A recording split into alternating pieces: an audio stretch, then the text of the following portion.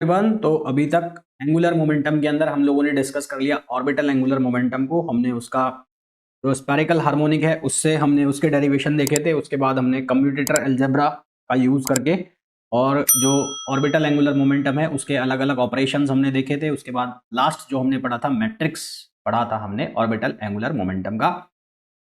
आज का जो लेक्चर है इसमें हम स्टार्ट करेंगे स्पिन एंगुलर मोमेंटम, है ना। आप लोगों को ये पता होगा कि जो टोटल एंगुलर मोमेंटम है वो दो होते हैं। एक होता है दो एंगुलर मोमेंटम से मिलकर बनता है। एक होता है ऑर्बिटल एंगुलर मोमेंटम जिसको हम एल से लिखते हैं, और एक होता है स्पिन एंगुलर मोमेंटम जिसको हम एस से लिखते हैं।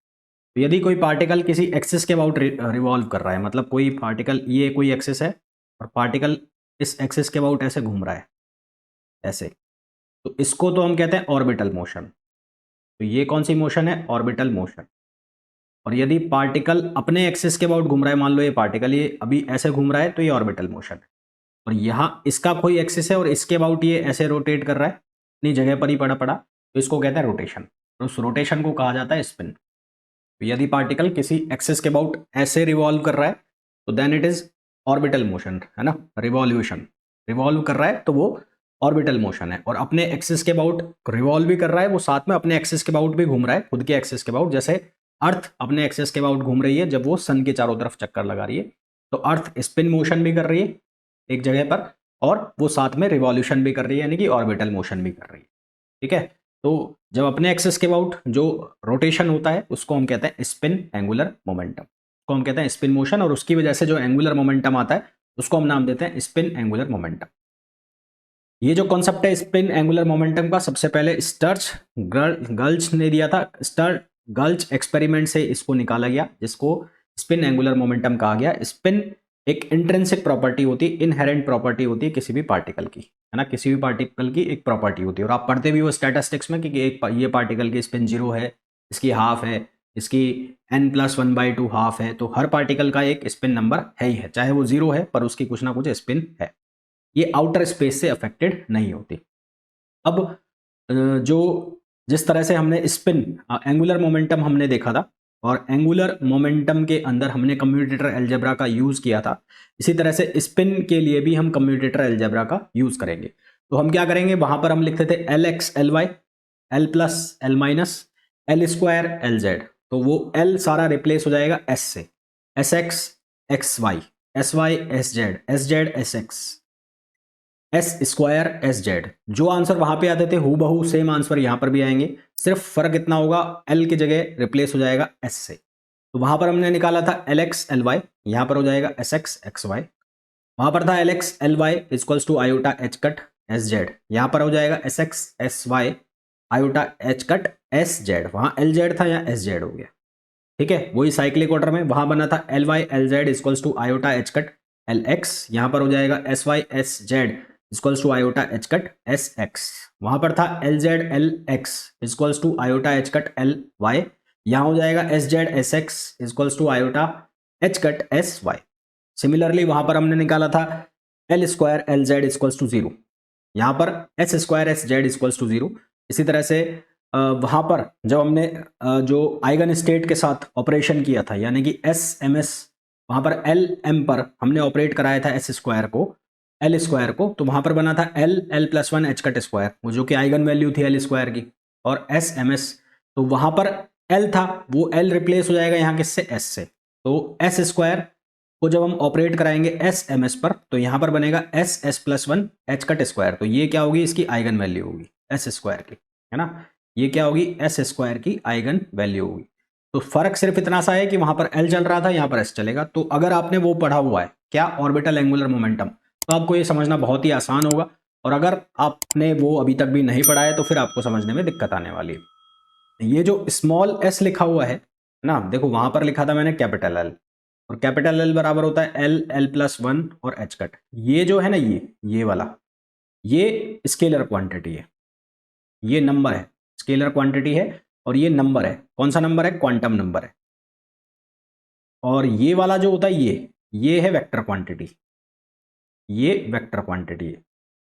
इसको भी बोलते हैं ऑर्बिटल एंगुलर मोमेंटम, और इसको बोलते हैं ऑर्बिटल एंगुलर मोमेंटम वेक्टर, है ना। ये ऑर्बिटल एंगुलर मोमेंटम वेक्टर है।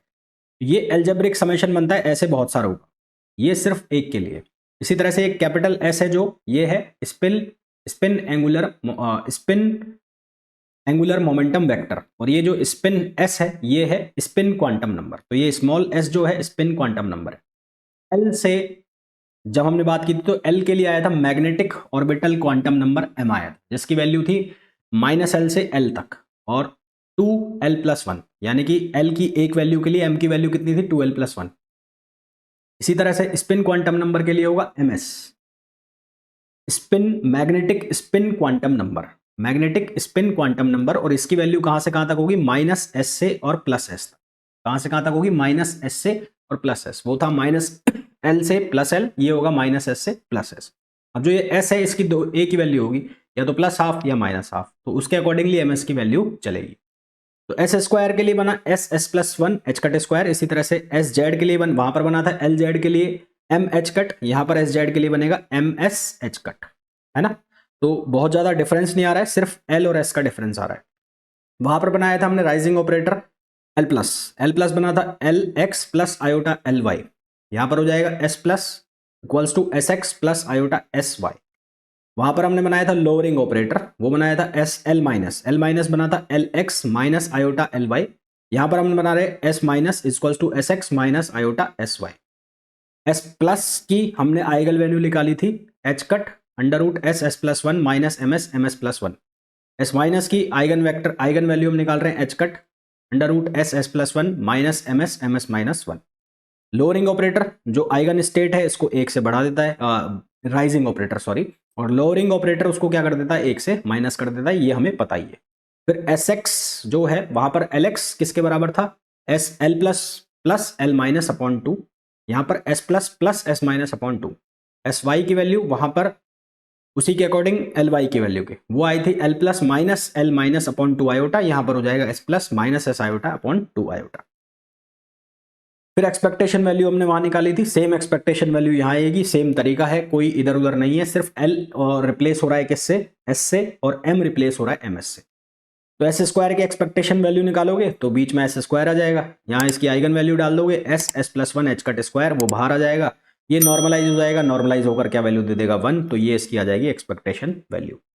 इसी तरह से SZ की जब निकालेंगे तो SZ की आइगन वैल्यू सब्सटीट्यूट कर देंगे MH बाहर आ जाएगा, क्या रह जाएगा SMS, ये वापस से नॉर्मलाइजेशन हो जाएगा, वैल्यू क्या दे देगा 1, तो आंसर क्या रह जाएगा MH। फिर S+ की निकालोगे तो S+ में इसकी आइगन वैल्यू बाहर H √S S+1 - MS MS+1।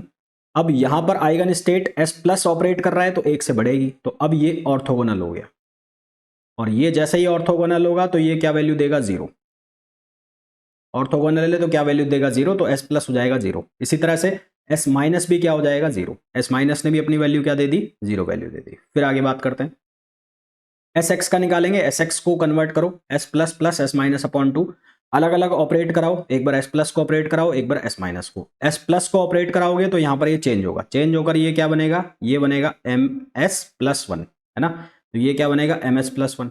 इसी तरह से ये चेंज होगा, ये चेंज होकर क्या बनेगा, ये बनेगा MS-1। तो यहां पर ये ऑर्थोगोनल हो जाएंगे, फंक्शन ऑर्थोगोनल हो जाएंगे, तो आंसर क्या देगा 0। इसी तरह से किसको निकाल सकते हैं SY की एक्सपेक्टेशन वैल्यू को, वो भी क्या आएगी 0 आएगी। फिर उसके बाद SX² की निकाले, जैसे हमने LX² की निकाली थी, तो SX² की एक्सपेक्टेशन वैल्यू के लिए SX की जगह यहाँ पर S+ + S- 2 इसका स्क्वायर करना है। इस स्क्वायर को जब ओपन करेंगे तो हमारे पास ये वैल्यू बनेगी, है ना, S+² + S- 2 S² - SZ², ये वैल्यू हमारे पास बन जाएगी। जैसे हमने LX की बनाई थी सेम वैसे ही वैल्यू बना रहे हैं।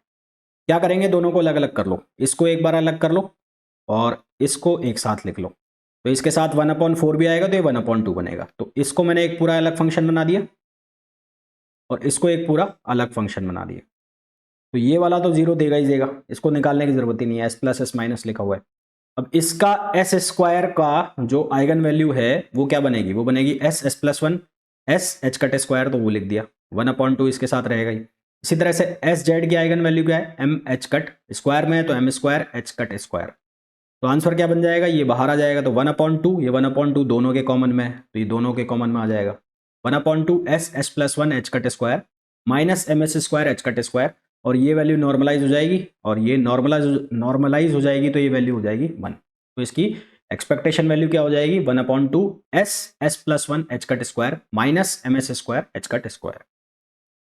इसी तरह से हम वैल्यू निकाल सकते हैं किसकी y की, तो एस वाई स्क्वायर क्या निकलेगा H cut square upon 2 S plus 1 minus M S square, है ना।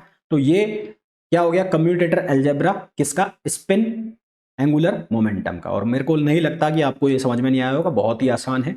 अगर आपको एंगुलर मोमेंटम का समझ में आ रहा है तो ये बहुत आसानी से समझ में आएगा। अब हम मैट्रिक्स बनाएंगे किसकी, स्पिन एंगुलर मोमेंटम के लिए। जिस तरह से हमने ऑर्बिटल एंगुलर मोमेंटम के लिए मैट्रिक्स बनाई थी, उसी तरह से हम स्पिन एंगुलर मोमेंटम के लिए वो बनाएंगे मैट्रिक्स। और बहुत ही आसान है, अगर आपको वो समझ में आता है तो ये आप खुद भी बना सकते हो। मतलब आपको समझ में आ रहा होगा मैं क्या कहना चाह रहा हूँ। आपको रिप्लेस करना है मैट्रिक्स में, एल को एस से रिप्लेस करना है, थोड़ा बहुत आपको जो है मैथमेटिक्स बैठाना है, आंसर आपका आ जाएगा। तो नेक्स्ट लेक्चर में हम बात करेंगे इसकी मैट्रिक्स जो हम बनाएंगे स्पिन एंगुलर मोमेंटम के लिए, और उस मैट्रिक्स को हम स्पेशल नाम देते हैं जिसको कहते हैं पाउली मैट्रिक्स। तो नेक्स्ट लेक्चर में मिलते हैं, till then thank you, bye bye.